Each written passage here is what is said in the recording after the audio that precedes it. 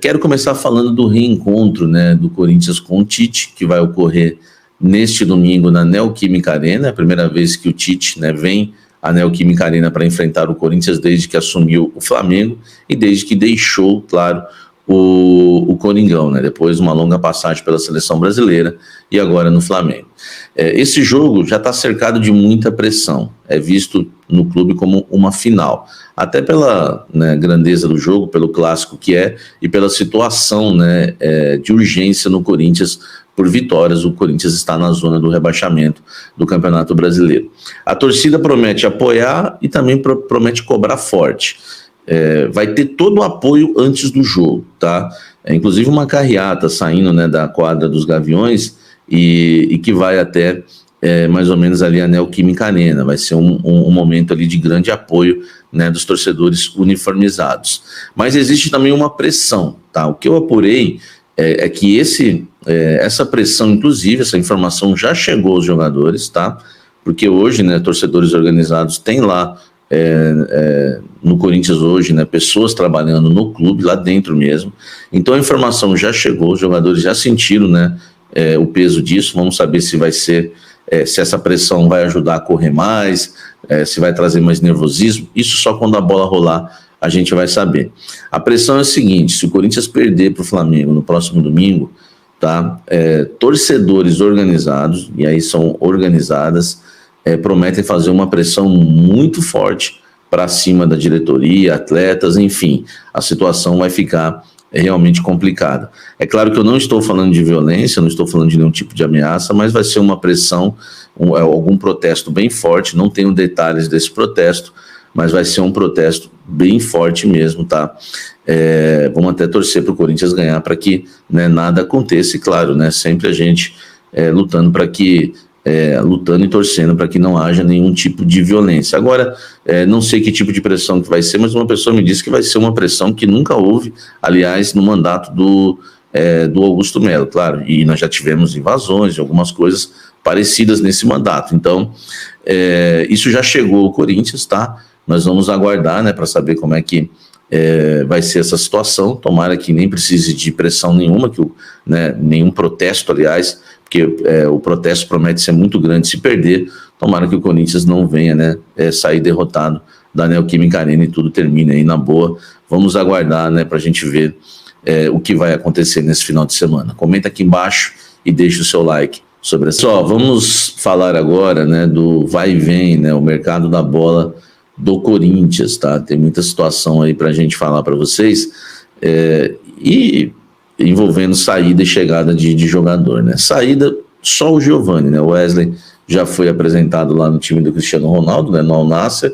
Agora existe aí, né, a possibilidade, né, do Giovani deixar o Corinthians. O jogador recebeu uma proposta oficial do Hellas Verona. Mas pode jogar com elas? Tô brincando. O Hellas Verona não é time feminino, tá? Aliás, esse negócio de linguagem aí tá dando polêmica, melhor deixar essa piada para lá. O Hellas Verona da Itália avançou, né, com uma proposta para tentar fechar a contratação do Giovani em definitivo, tá? A informação vem da Rádio Itatiaia, né? O Hellas Verona fez uma proposta para adquirir 50% dos direitos econômicos do Giovani, tá? O Corinthians dessa forma ficaria ainda com 20% de uma futura venda do jogador, né? Já que o Corinthians tem 70% do Giovani. Os valores são mantidos em sigilos, mas agradam o clube, tá? Um detalhe: o que pode atrapalhar e fazer com que o Giovani fique é o tempo, né, que o time italiano tem para fechar essa contratação, já que resta pouco tempo aí para fechar a janela de transferências na Itália. O prazo final para o registro de jogadores lá é justamente nesta sexta-feira, que faz com que os clubes estejam acelerando as conversas para um acordo. Claro que pode também deixar alinhada uma situação para o final do ano, que há uma conversa também, pelo que a gente apurou, mas a ideia era que o negócio fosse fechado para já, tá? O Giovani chegou ao Corinthians em 2021, Corinthians comprou 70% dos direitos econômicos do jogador por 3 milhões de reais, tá certo? Tem contrato com o Corinthians até junho de 2025 e renovou esse contrato com o Corinthians. Vamos aguardar agora, né?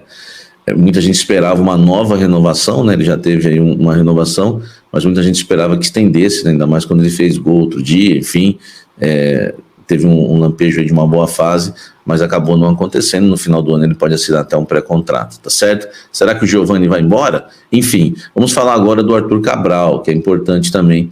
A gente tá falando do Arthur, tá? Solta a vinheta, produção. É eu mesmo que solto. O André Hernan, meu amigo, ele disse que o Marcos Leonardo recebeu uma proposta do Al Hilal, isso mesmo, tá? Da Arábia Saudita, o que pode interferir aí na saída do Arthur Cabral, tá?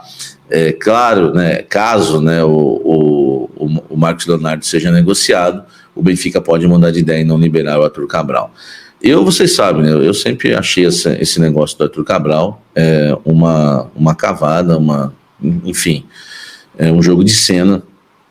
Eu não estou muito crendo nessa contratação do Arthur Cabral. Claro que é minha opinião, no final posso quebrar a cara e o Corinthians trazer o Arthur Cabral.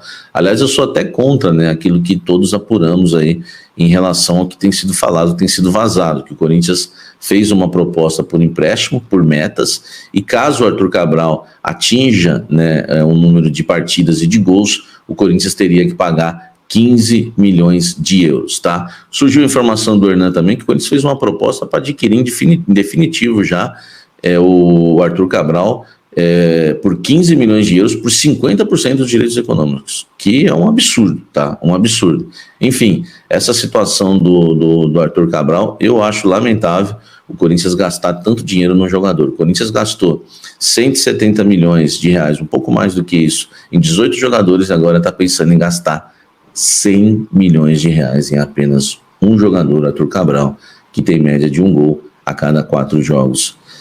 Meu amigo, situação complicada, né? Eu não sei, né, se o torcedor corintiano torce para o Arthur Cabral fechar, porque precisa de um centroavante, ou se torce para não fechar, para não estourar mais as contas do clube. Comenta aqui embaixo, fala de Giovani, fala de Arthur Cabral, deixe sua opinião. Deixe o seu like também. Lembra que quando o Corinthians, pela primeira vez, vazou o interesse do Corinthians em Fábio Carille? Quem trouxe essa informação em primeira mão foi o canal Café do Setorista. Não sei se você se recorda disso, claro, o cafezeiro se recorda. A gente trouxe com exclusividade o interesse do Corinthians no Carille e fomos, né, informando vocês na temperatura certa sobre as negociações, né, do técnico, né, do Pitombeira, que aliás, o Pitombeira é o agente, né, do Carille, assim também como é o agente do Arthur Cabral, do Pulga, enfim. O Corinthians tem interesse ainda no Carille, tá?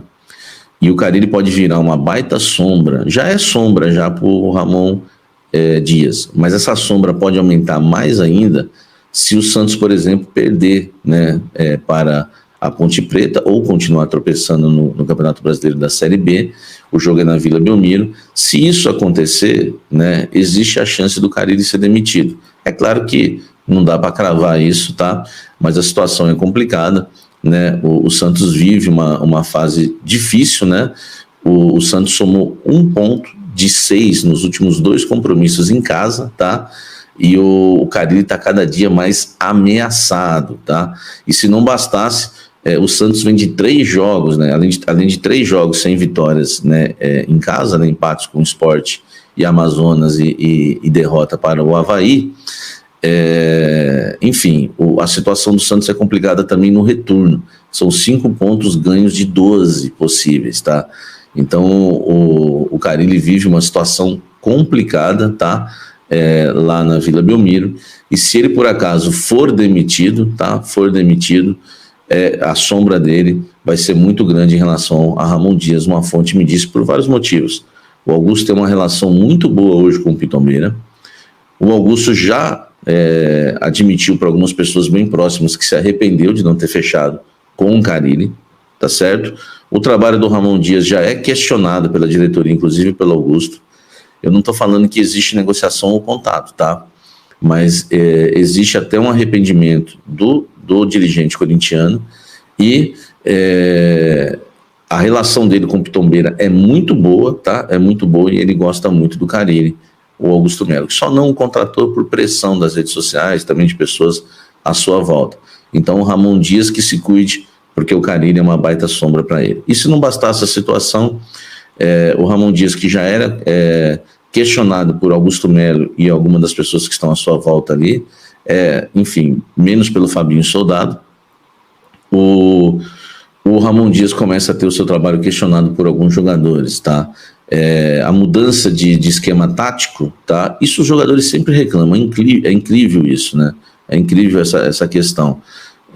Falam que já tem jogador questionando que ele não tem muita certeza do esquema que quer usar e também prejudica no entrosamento do clube. Eu já vi essa história antes, né? Parece que o jogador, né, quando não quer mais o técnico no comando, tem que inventar sempre uma desculpa e parece que é sempre a mesma. Enfim, a gente vai ter que aguardar, tá? Para saber a situação do Ramon Dias depois do jogo contra o Flamengo. Se vencer, meu amigo, aí já abafa tudo, né? E a crise vai sendo espantada aos poucos. Mas tem muito caminho pela frente ainda para fugir da zona do rebaixamento, para escapar da Série B do ano que vem. Mas a situação do Ramon Dias é essa. Começa a ser questionado por parte do elenco, não por todos, claro. E tem aí o Carille como uma baita sombra para ele. Mais ou menos eu não sei o que acontece no Corinthians, viu? Acontece toda essa transformação aí no comando aí, nos técnicos. Tiraram o Antônio Oliveira, que estava fazendo um bom trabalho. Mas ele perdeu, não sei o que. Mas o Antônio ele fazia um bom trabalho. O que acontece é que o time do Corinthians não tinha elenco, não tinha jogador suficiente, não tinha bons jogadores para o treinador fazer um ótimo trabalho. Por isso que aconteceu isso tudo. Aí o Corinthians foi lá e contratou o Ramon, tá? Aí o Ramon tá fazendo um bom trabalho, não tem... O Corinthians trouxe alguns jogadores, algumas contratações ok, mas o time não tá 100%, tá faltando algumas peças-chave assim no elenco. Pro treinador ter suporte, pro treinador fazer o time jogar no segundo tempo. Querer colocar um jogador cansou, tá? Um jogador bom do ataque do Corinthians cansou, aí coloca um jogador bom também, pô. Não é aquele jogador medíocre que vai fazer o time andar pra trás ao invés de andar pra frente. O Corinthians no momento não tem isso, entendeu? Então, é sempre assim, principalmente aqui no Brasil. O treinador não tem jogador, tem que fazer o melhor, porque é time grande, não sei o que, a torcida fica no pé. Só que tem que entender o lado do técnico também, gente. Não tem jogador, vai fazer o quê? Então tem que ter paciência. O cara acabou de entrar, o time tá começando a jogar, teve a vitória contra o Flamengo aí, incrível, que ninguém esperava. Conseguimos ganhar do Flamengo. Vocês têm que entender que o time é formado a partir de agora, no processo de 2025, entendeu? Então é paciência, tá? Então se você curtiu o nosso vídeo, deixa seu like, se inscreve no canal, ativa as notificações. Lembrando que os créditos desse conteúdo é do jornalista Samir Carvalho, tá bom? Forte abraço a todos, até o próximo vídeo. Vai, Corinthians!